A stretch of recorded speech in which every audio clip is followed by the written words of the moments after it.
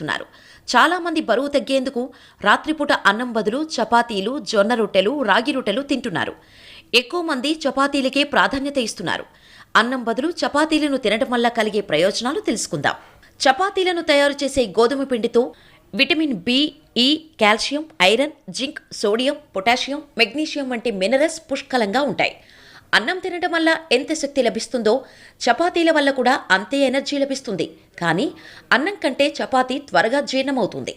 చపాతీలను నూనె లేకుండా లేదంటే తక్కువ నూనె వేసి కాల్చడం వల్ల అన్నంతో పోల్చినప్పుడు కాస్త తక్కువ క్యాలరీలు ఉంటాయి. అంతేకాదు 2-3 చపాతీలు తినగానే కడుపు నిండిన ఫీలింగ్ కలుగుతుంది.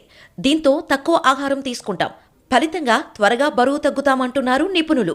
చాలామంది రాత్రిపూట చపాతీలను చేసుకుంటూ ఉంటారు. అయితే ఉదయం ఒక్కొక్కసారి అవి మిగిలిపోతూ ఉంటాయి. వాటిని తింటూ ఉంటారు. మిగిలిపోయిన చపాతీలను తినడం వలన ఎన్నో లాభాలు పొందొచ్చు.